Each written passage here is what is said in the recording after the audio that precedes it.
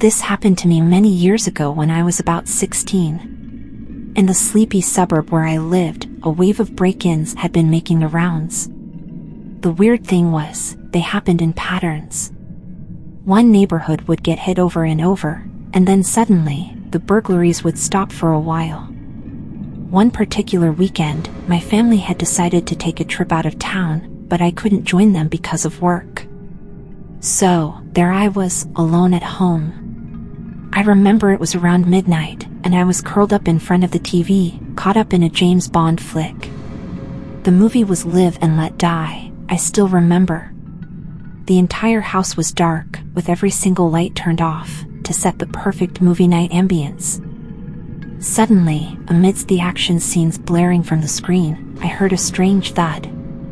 It came from the direction of our kitchen, which was also the living area. The sound was out of place and unsettling. Nothing in our house made a noise like that. It was enough for me to feel suspicious. Just as I was gathering my courage to go check it out, I heard it again. And that's when it clicked.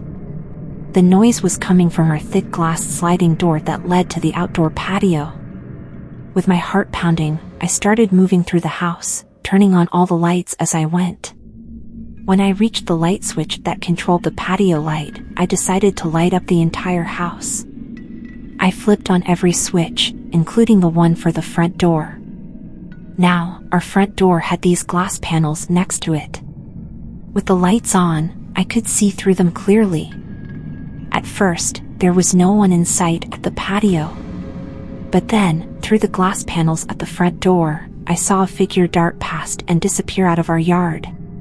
Even though it was just a fleeting glimpse, there was no mistaking it.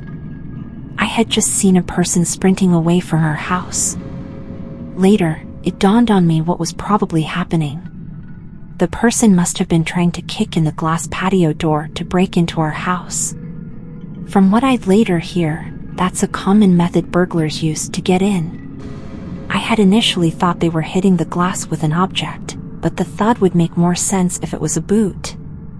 Looking back, it was a chilling experience, that sudden realization that the noise I was hearing wasn't normal. It's crazy how your gut feeling can sometimes sense trouble before your brain even processes it. That night definitely taught me to trust my instincts more.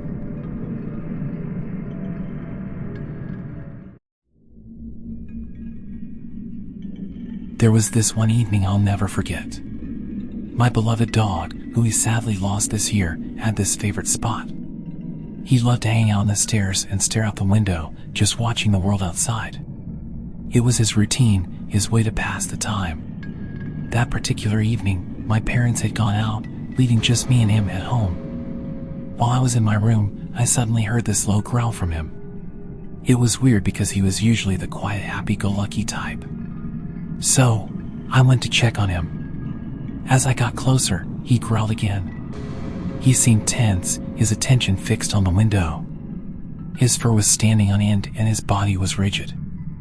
I figured it might just be a fox or cat outside, but I was a bit worried since this was the first time I had ever heard him growl. Not seeing anything from his viewpoint, I decided to check from another window.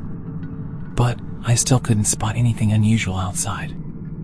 I knew better than to try and move him while he was so worked up, so I just let him be.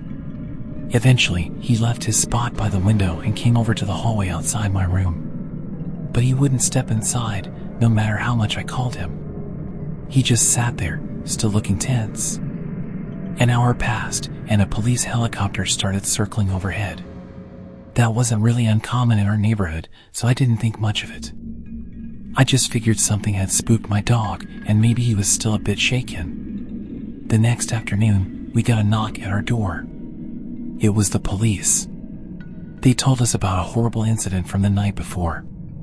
A young girl had been followed off a bus and raped in a nearby field. Afterward, the attacker fled and tried to hide in various people's gardens. He had even tried to get into a few houses by checking to see if any doors or windows were open. The police were asking around, trying to see if anyone had noticed anything strange. My dad, who had been out with my mom the previous evening, didn't know anything about it.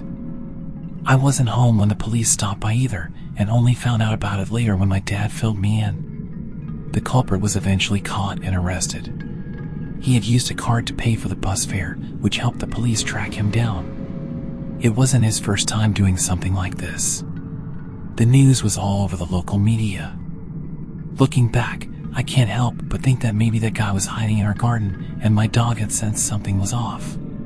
That's probably why he went into guard dog mode, which was really out of character for him. He was usually such a gentle giant, a big softie who loved everyone. Every time I think about that night, I miss my dog even more. He was truly one of a kind. This was a time when I lived in a house on the outskirts of town. We weren't totally isolated or anything, but our neighbors were pretty spread out. There was this hiking trail right across the street from our house. Our driveway was pretty long and hidden from the trail's view, and my bedroom had this big window that looked out onto the driveway.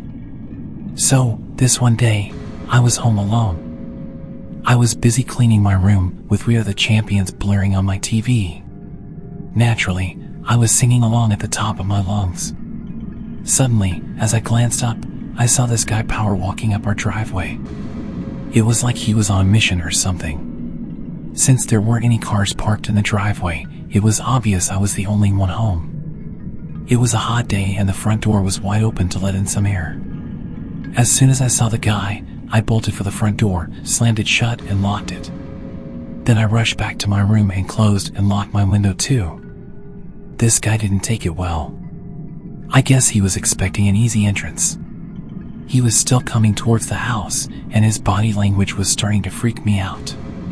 So, I grabbed my phone and dialed 911. As I was on the call with the operator, the guy reached the house and started banging on the front window and then the door. I could hear him trying to kick the door down. I even heard the sound of something hitting the window. Terrified, I ran and hid in my mom's closet. It was the only place in the house that could be locked from the inside. I sat there, clutching a kitchen knife, praying for the cops to arrive soon. By the time they showed up, the guy was gone. But he'd left his mark. There were handprints and shoe prints all over the front door and window. My bedroom window had handprints on it too. About an hour later, the cops found him wandering up and down our street. He tried to play it cool, telling the cops he had heard my singing and just wanted to say hi. But the cops could tell he was drunk. The guy confessed that he had been sober during the incident and started drinking only after I'd rejected him. He even admitted that he had planned to come back later that night to have some fun with me, knowing I was alone. That incident gave me nightmares for a long time. It was a harsh reminder that being home alone isn't always as fun and liberating as it seems. Sometimes, it can turn into a terrifying ordeal.